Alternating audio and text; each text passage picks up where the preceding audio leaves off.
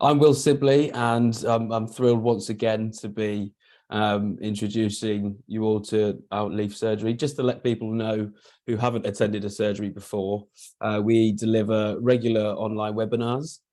These alternate in focus on themes relevant to food and farming. And we really enjoy interacting with our audience on these different themes, and really enjoy hearing from guest speakers too. We covered leaf education last time and heard all the great things going on from Carl and Annabelle in our leaf education team. And for today's session, we've got another interesting topic. We'll explore biodiversity net gain, that in conjunction with the application of ecological design to farm landscapes and management, and how this can act or could act as one of the many useful mechanisms to drive towards nature recovery through nature-friendly farming practices. Biodiversity net gain is a bit of a hot topic at the moment, with it becoming mandatory in England later this year, with any new developments coinciding with the provision of 10% of improvement in biodiversity, so through habitat creation or enhancement. So that could come in the form of things like new habitat banks, wildflower meadows, woodland enhancement, and that 10% improvement can be either on-site or off-site, separate to the development. So this means it could be a good thing for landowners and farmers to get involved with, which is quite exciting. So we're very fortunate to hear from a brilliant speaker today around this, and to delve a bit deeper into the conversation around it. So very warm welcome to Toby Diggens. Thank you for joining, Toby.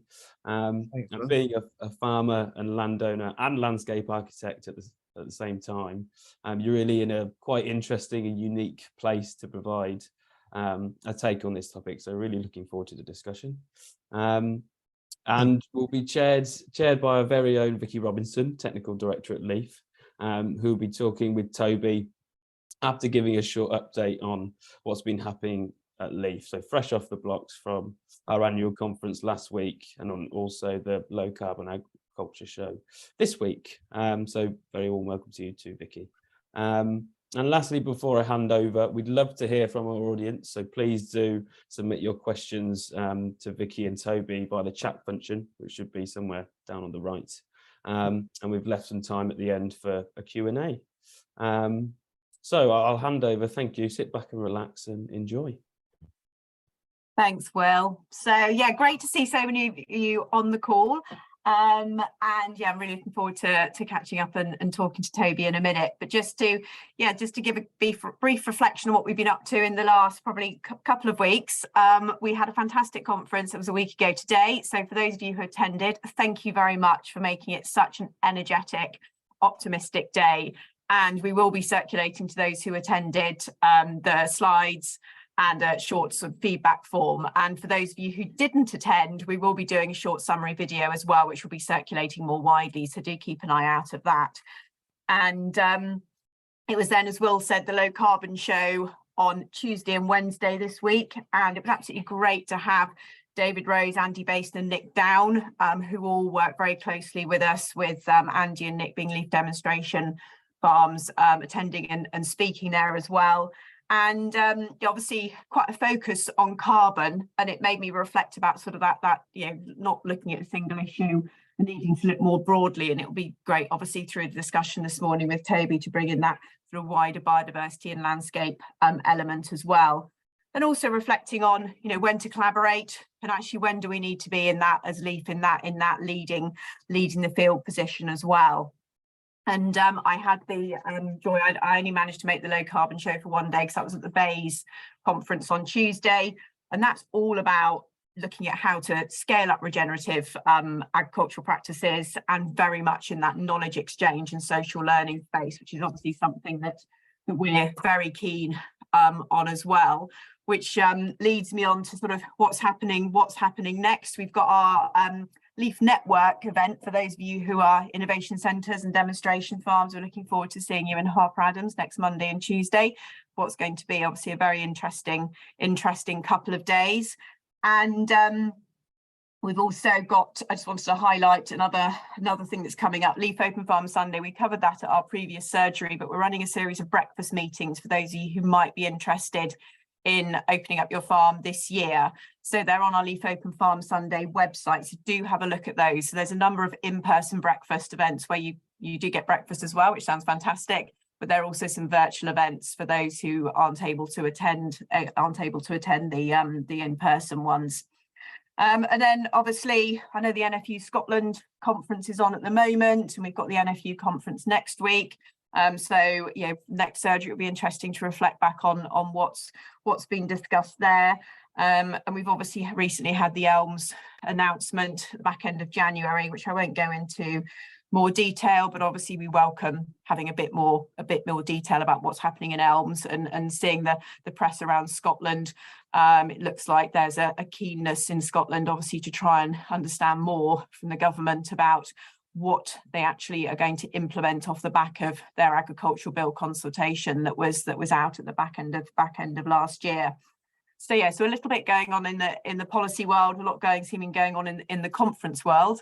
Yeah, great to see, as always, a lot happening. There always seems to be a lot happening for us to talk about. So I will now come back to what today is about, and talking to Toby and asking him a few questions. And then obviously, as Will said, if you've got any questions, please do pop them in the chat. And I'll be speaking to Toby for about 20 minutes or so, and then we will hand over to any questions that you've got. So Toby, first question is, please can you tell us more about yourself and what you do? Well, yeah, thanks everybody. Thanks for the intro, Will, and like I say, good to be speaking again, Vicky. We've had some good chats in the past about all of what we're going to talk to today, so look forward to going through them. So yeah, my name is Toby Diggens. I'm a landscape architect and a farmer at the same time somehow. I've got a design studio down in Devon called Dig & Co, and we initially started out doing most of what people would imagine landscape architects do, which is designing homes and gardens and public spaces for any number of clients. It was actually through designing this barn that you can see behind me that led me to start the company after doing much larger projects for sort of big landscape architects, multidisciplinary firms. And it was actually at the sort of transition through the pandemic that things started to alter for us. I'd always had a really strong desire to work on a larger scale, with the kind of underlying mantra of Dig & Co being all about recovering nature at any scale whenever we get the chance to do any work with any clients. Our sort of primary method of looking at the landscape is to actually look how much we can bring back from an ecological perspective, but also through a sort of functionality perspective. So how does a natural working landscape deliver for not only biodiversity and ecological kind of integrity, but for us, and whether that's through crop health or through all sorts of things such as clean water and clean air. And what we now have sort of transitioned into doing as a landscape studio, very much fed by the farming enterprise that we have as almost like a living laboratory of ecological restoration techniques, is we've been very lucky to help master plan some fascinating projects. And we're going to talk about those in a little bit, but what we essentially do is we look at land in the most large scale possible kind of sphere as we can, and what that allows us to see is all that land has and all of the outputs that land has. And within the sphere of time that we're in, which is needing to restore biodiversity and help mitigate the climate crisis, we hope that we're able to put forward strong solutions for landowners and farmers and state managers, anybody who's interested in kind of harmonic balance between but not just, classic kind of resource products, but things like green space, etc. So that in a small nutshell is what we try and do every day. No, that's brilliant, Toby. Thank you. And so, yeah, moving on to sort of the types of projects that you're involved with, and just to make the link, at our conference last week, we obviously had Nick Padwick speaking from Wild Ken Hill, and I know you've been involved in the work that some of the work that he's doing there. But yeah, can you just give us a flavour of some of those types of projects that you've just described, and that sort of broadening out from what was your historic or your original base of the types of designs that you did? Yeah. So essentially, I suppose the project that kicked it off, which some people may or may not have heard of, please do go and have a look at the website, which has got videos about it, is the Wenling Beck Environment Project that I was very lucky to be involved with very early on at the kind of master planning stage.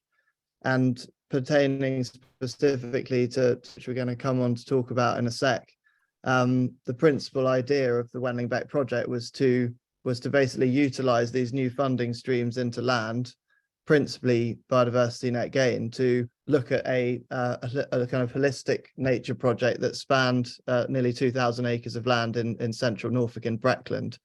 And the two lead project managers for that, Glenn Anderson and Rosie Begg, asked me very early on to bring together 3 farms plus some triple SIs, some wildlife trust land, and some land that was owned by Norfolk County Council, and essentially map out with the best kind of outcome for wildlife and biodiversity how we should go about redesigning the landscape from what was once an intensive pig farm, a tenanted pig farm, and then being transitioned to intensive arable. So there's no livestock on the landscape at the moment. There are patches of incredible habitat, but a huge area of the open once sort of heath has been transitioned to arable. And essentially with a lot of, I suppose, awakening that was going on during the pandemic, when people had this chance to actually sit back and look at their landscapes in a very different way, the landowners of the Wenling Beck project asked themselves that question and said, how can we have a positive impact going forward, not only for wildlife and biodiversity, but also the growing towns of Dereham and villages of Gressenhall and Beatley, and how can we actually integrate a project which looks to utilize these new funding streams, but also sets us up as landowners for a much more resilient business model going forward, given that they're on super light land. They were starting to see crop shock with things like droughting, lots of water being used on the black currants that they've got. So trying to interweave this kind of ecosystem approach. And similarly, as Vicky said, we've been involved with some master planning work around Wild Ken Hill, not necessarily the big landscape, but more to do with encouraging people to come and visit the site in a more logical way, but also showcasing smaller scale interventions that you can do proximate to farm buildings, which again bring back biodiversity, bring back a mixed farming system, pull livestock back into the equation, and also show people, even who might be living in towns and villages, what they can do. So we're thinking about lots of little tiny interventions through this project, which are all the classic things you hear of: the bee hotels, the bird boxes on poles, nesting sites, patches of scrub, but all within very kind of intimate and manageable spaces, so people can actually interact with them and go, well, you know what, this doesn't actually seem quite so sort of scary to do. I think we could do this at home, planting a small orchard, for example, doing wildflower meadow restoration. All those kinds of things are being integrated into this kind of almost like expose of what could be done at any scale. And then one more project just to mention is sort of super large scale up in Scotland, quite near Loch Lomond. We're working on a master plan to essentially bring back about 3,500 hectares of Atlantic rainforest and upland birch and Scots pine. So yeah, you can see the diversity of scales we work in. I think the reason that it works for us, and the reason that we can actually offer what we think is quite well-founded advice, is because we're practically doing this stuff ourselves. So on our farm at home, we are actually actively restoring what was an ex-dairy landscape, and so a huge number of the actual management and larger scale landscape techniques that one needs, which blend into the kind of rewilding debate, are actually ongoing on our farm, and we notice and see those changes, which helps us to be able to kind of advise and help the landowners who we're working with to make the best decisions as they move forward. So brilliant, thanks Toby. Yeah, you're just freezing ever so slightly occasionally, so hopefully hopefully we can that will sort itself out. And we'll come on. Should I stop the video? Everyone knows what I look like now. Would that help? Keep going for now, and we'll see how it goes. Right. So yes, and we'll come on to sort of the rewilding sort of question shortly as well. But yeah, going back to the Wendling Beck, I mean, a couple of sort of questions on that is first of all around, obviously you put biodiversity net gain into practice there, so it'll be interesting to hear how that went. And obviously I know, having visited your farm, that you've got also a field where you've got biodiversity net gain funding. So it'd be really interesting to hear actually from someone who has actually ventured down this route. So it'd be good to cover that. And secondly, I'm really interested in the Wendling Beck. Obviously you had a number of different landowners with potentially different objectives, thinking of wildlife trust farmers, and how that project sort of brought people together for that collaborative benefit of the wider landscape. So yes, if you could answer that second, that would be great. But I think biodiversity net gain, people are very intrigued as to what does this feel like, and actually if you've done it, what have you learned? Yeah, okay. So the story that we have about BNG is, again, from my landscape architecture side.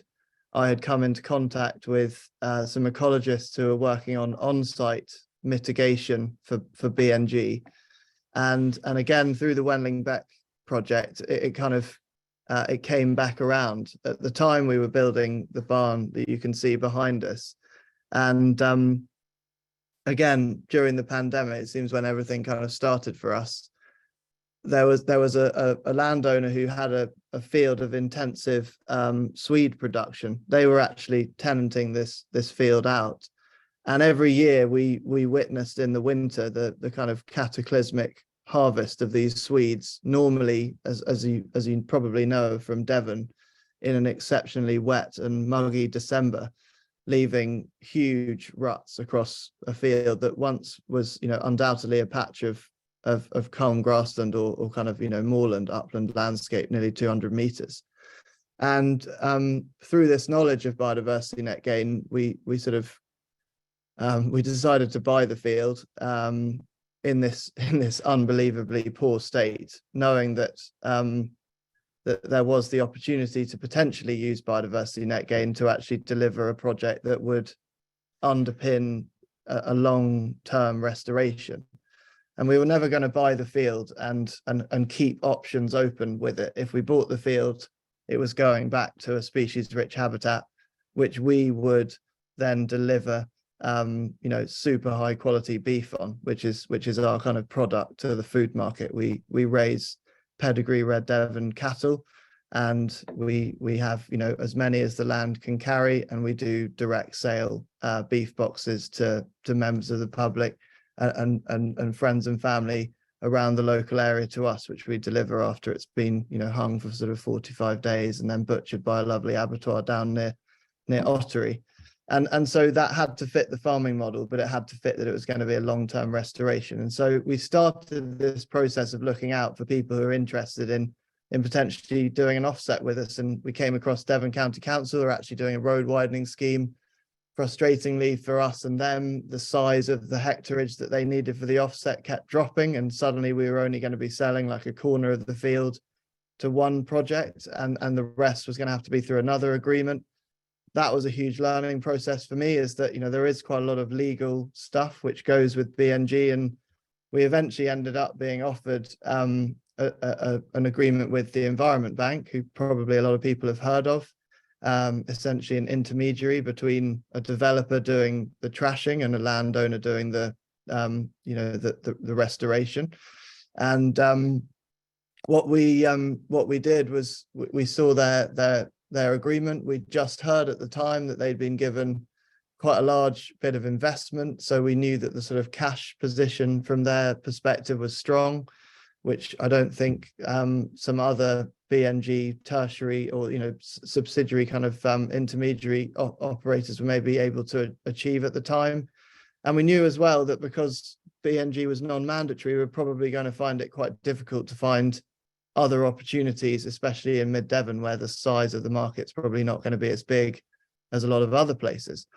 And so after seeing their offer and doing a bit of negotiating, as you do, we agreed to a 32-year agreement to essentially restore the whole landscape, the whole 25 acres or 10 hectares, back to a species-rich grassland, which will be akin to become grassland in time. So a kind of millennia tussocky landscape, but much more species-rich than kind of classic like Upmore landscapes. People know it's much more like a transition between wet heathy ground, but with some amazing species in it, like sneezewort and meadow thistle and southern marsh orchid, and if you're lucky you get lesser butterfly orchids, and then with that things like marsh fritillary and nesting curlew and lapwing. So that's our aim, and I think the reason that I really support the concept of BNG, especially from an offsite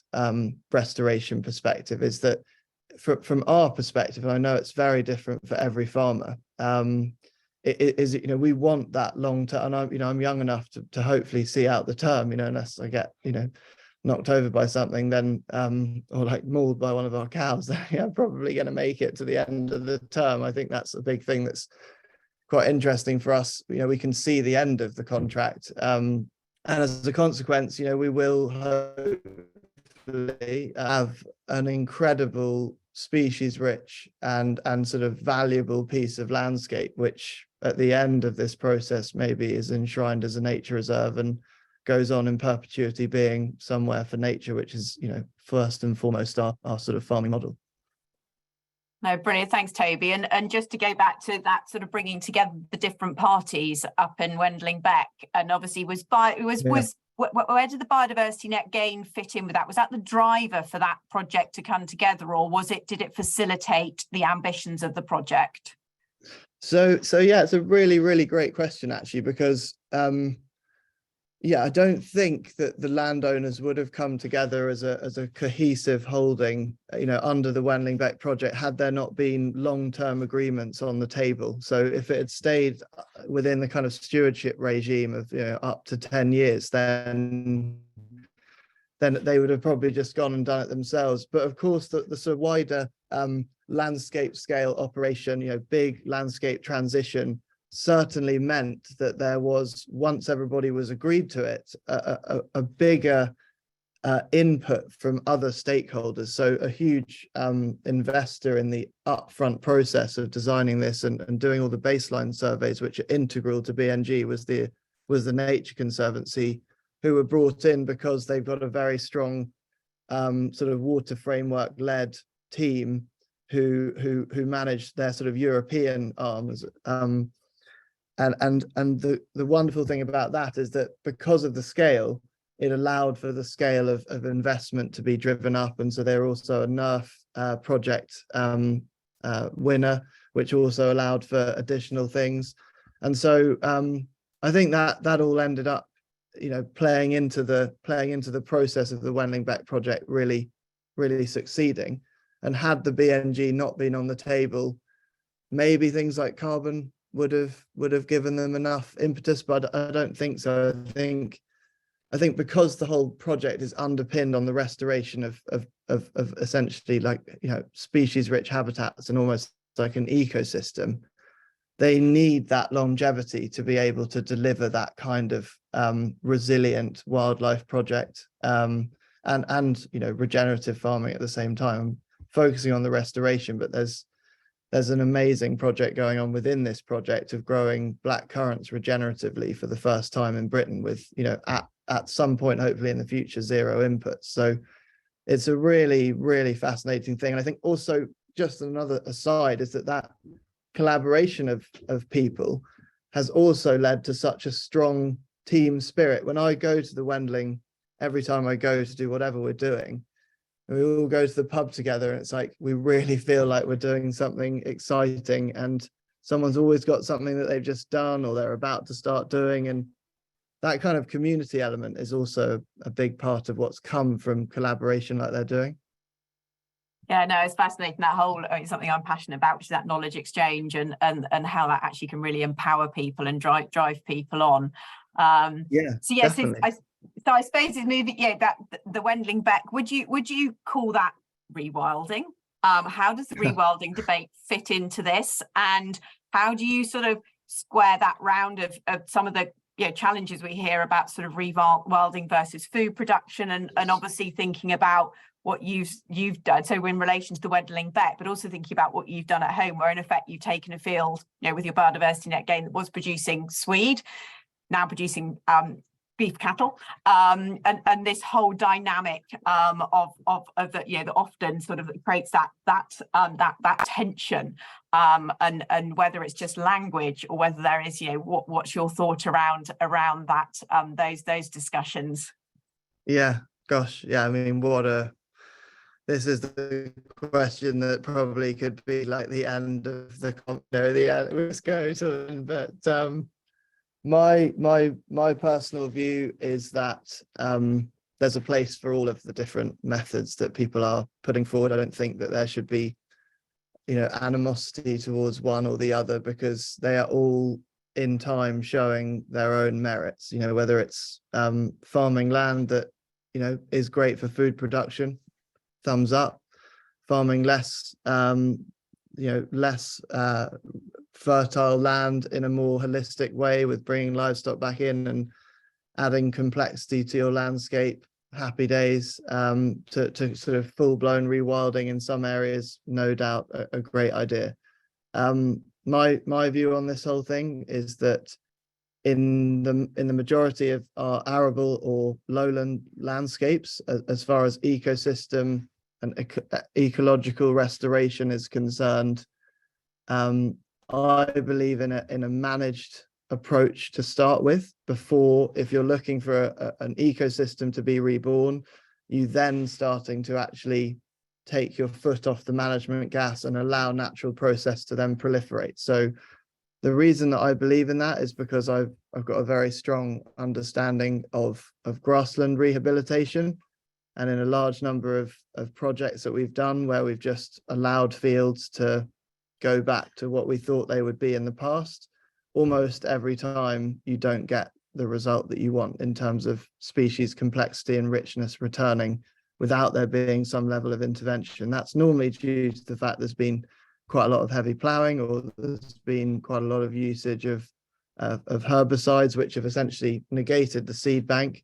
I'm not saying it doesn't come back, but in the time frame that we're looking at in most of these things, we would like to see results a bit quicker, given the biodiversity crisis. And so I personally believe in a very blended approach, but I also believe that blended approach should be landscape specific, rather than just saying we're going out and rewilding. You need to do your due diligence, I believe, in making the decision of what rewilding to you looks like on that very piece of land. And I know that rewilding is now being used, for people's balconies and stuff, which I think is a lovely concept, because it allows for one to attach oneself to a word and become part of a movement.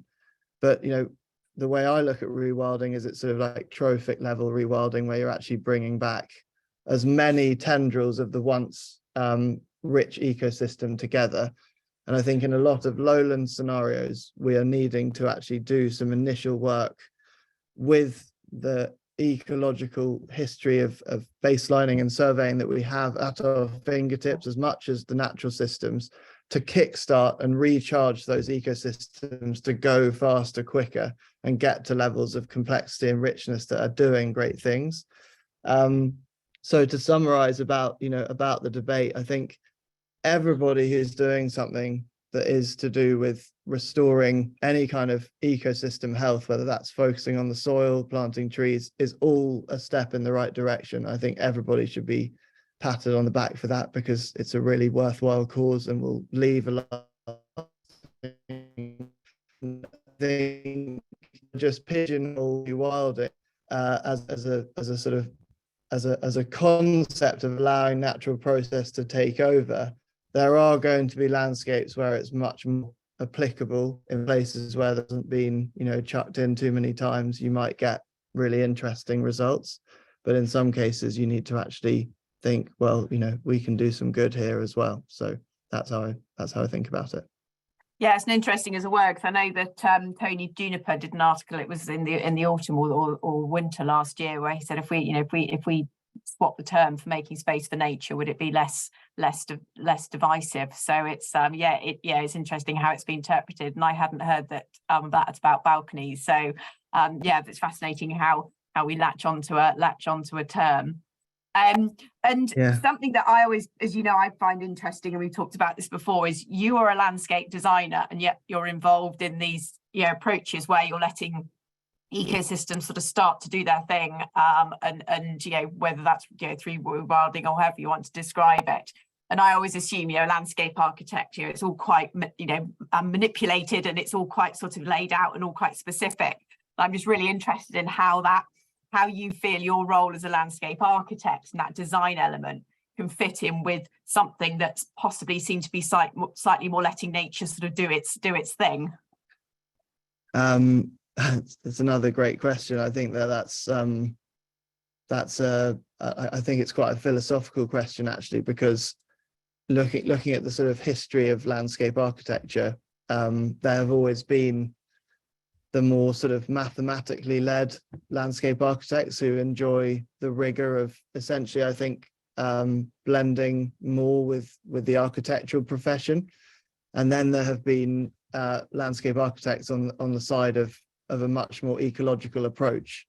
To name a few, somebody like Kim Wilkie or Ian McHarg, back in the day, they're both amazing practitioners of an ecosystem based approach. And Kim's book Led by the Land is a great expose of how he sees topography and all of the layers of the landscape which go together. Going completely the opposite direction, somebody like Jeffrey Jellicoe was very much like an architect who worked within the landscape world. So a lot of his work was geometric and form-based, and he was doing a lot of urban design. He designed the centre of Gloucester, and there are plenty of locations where you can sort of see the hallmark of Jeffrey.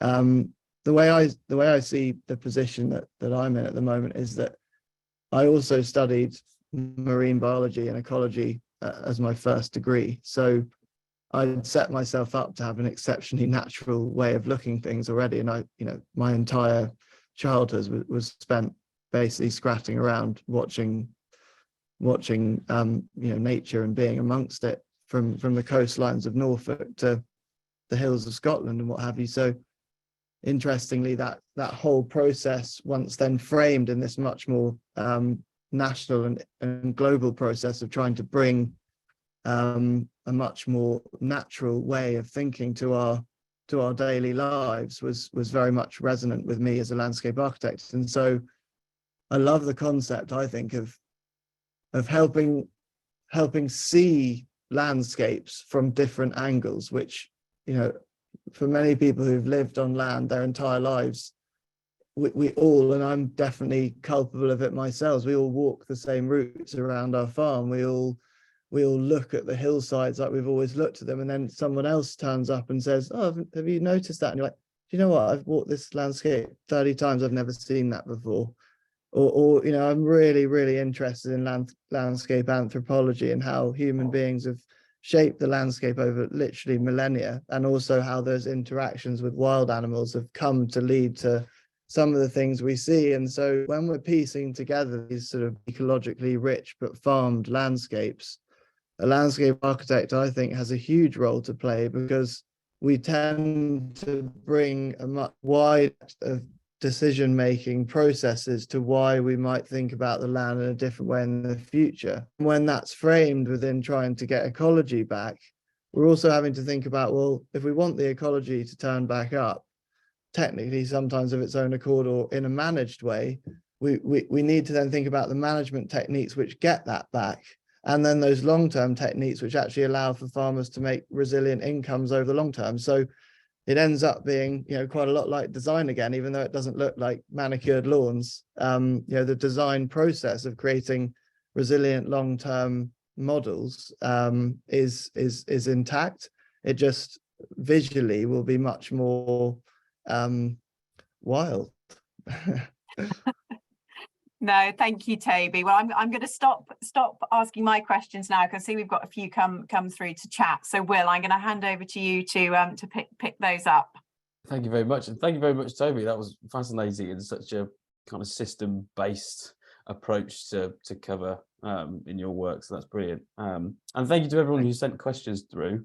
We've had some to everyone, and quite a few directly to me. So we'll try and answer as many as we can. So Toby, someone's wondering what your grazing pattern is like, and how long do you leave cattle to graze, in what certain type and size of area over months and seasons? Yeah, so just to give you an overview of the farm here, we've got 110 acres, so it's not a huge holding. Currently got 25 cows or 25 head of stock, and we rotate through basically a kind of a mixture of conservation grazing techniques and more kind of Alan Savory inspired holistic grazing techniques. So again, to give you some context, at the moment we're going through this sort of broad process of grassland restoration, which requires us at the moment, in order for the seed that we're spreading and the seed that's being spread naturally by the cattle from some of our more species-rich meadows to germinate, we pare down the grassland to quite a low level in the spring, which will be done with outwintered stock that's about 50% of the whole herd that's left out. The rest are actually still being kept in whilst the land recovers from a resilience perspective. When we get to then the spring, we start a much more managed kind of paddock grazing system, which allows for all of the rest of the 100 acres or so of actual grazing land that we have to be in recovery or to be flowering. And so each one of those, roughly about 1 acre to 2 acre, depending on the field plots, is then rotated daily, with the aim of hopefully having roughly about 60 to 90 days of time between each grazing. And hopefully we're going to be pushing that out with hopefully taking on another 55 acres this spring, which will allow those rotations, especially in spring, to get really long. The concept being that you allow for the natural process of all the wildflower seeds and grasses to come up in their own time, flower, set seed, and then the next time you're passing through with the cattle, you might change the grazing methods so they only graze more lightly and leave some flowers standing, etc. So it's a really kind of mixed process. But generally, we will widen the scope of the sort of overall grazing unit as we get to winter. So then things like poaching and compaction around cross doesn't get too bad. And then we will narrow it down to much more intensive mob-based grazing through the spring and summer, when you've got your really strong growth period. No, that's great. And yeah, using the cattle as kind of a tool to facilitate that natural process.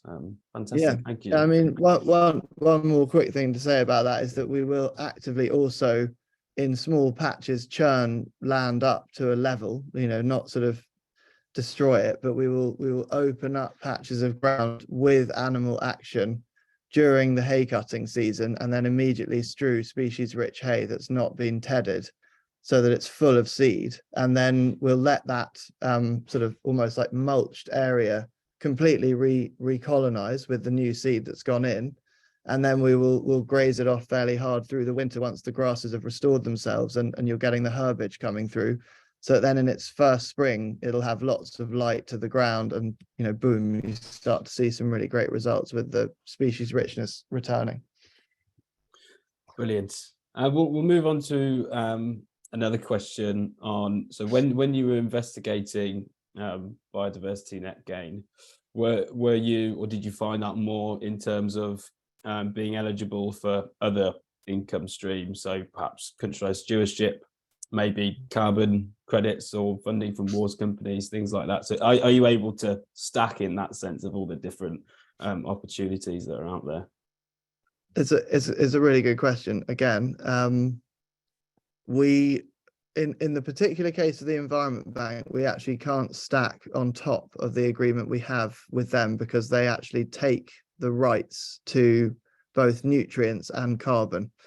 I'm not sure whether they're going to be able to actually do anything with them, given that our agreement's shorter than the term of nutrient neutrality, which is 80 to 125 years, I'm hearing. In, I think, your own personal offset, if you were to go direct to a developer or anybody who's in need of biodiversity units, I don't know what the answer is just yet.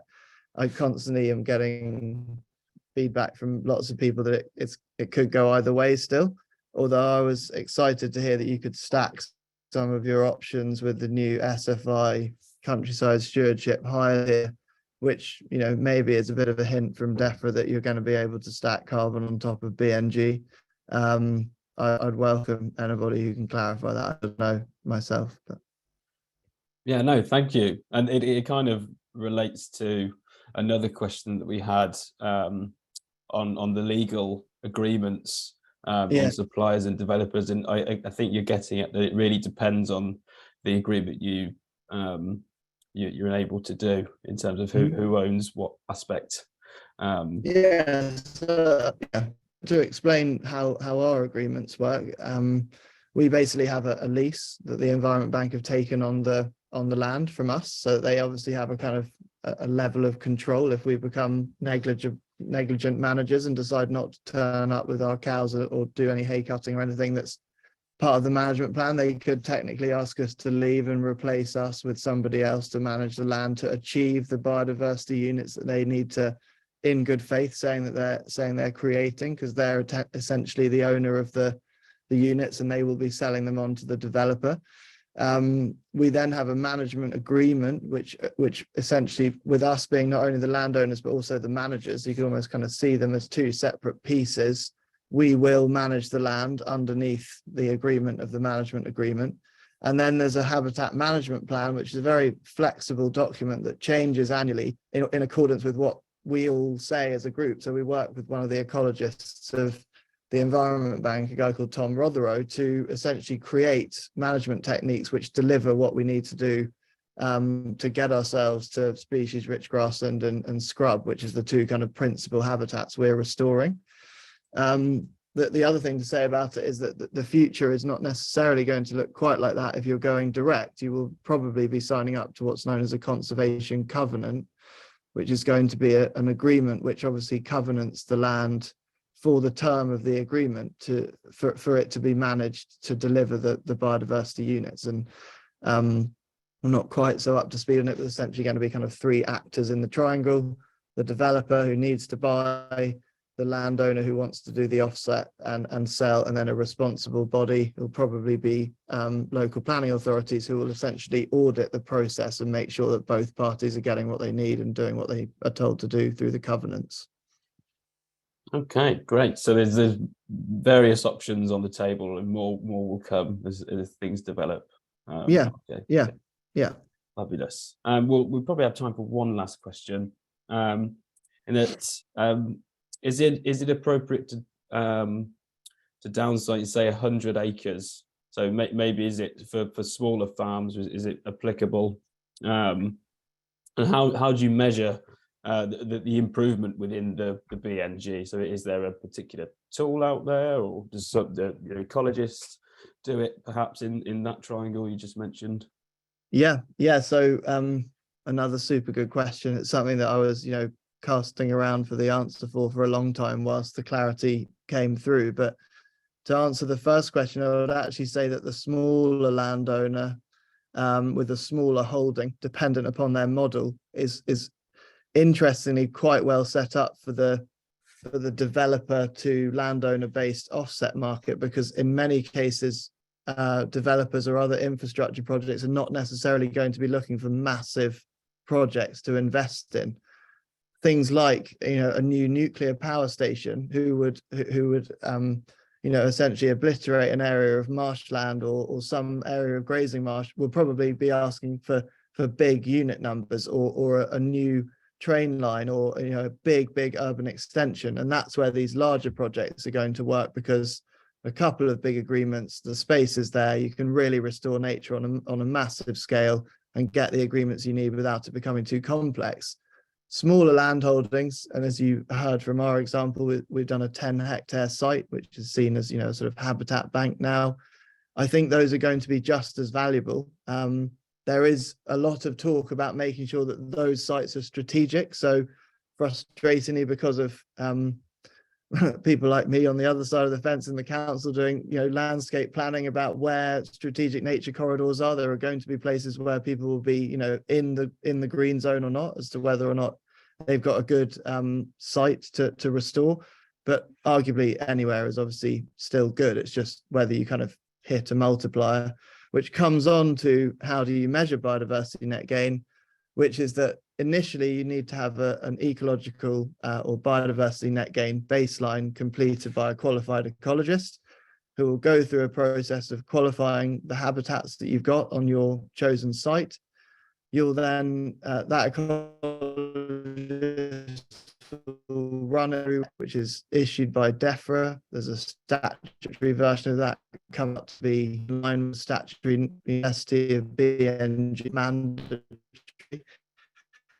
And they will create based off goes through this metric, and then once our agreement, you're off and running, you've done 5 to 10 years of landscape management to restore your habitat, you'll re-baseline or resurvey and then run it through the metric again to some degree. There's a few more complexities, and then you will obviously be able to say, oh look, well, this landscape which was once arable and scoring 1 is now scoring 10, so we've made 9 biodiversity units. So we've done what we said we were going to do in our agreement. So that's, I think, relatively how it's going to go.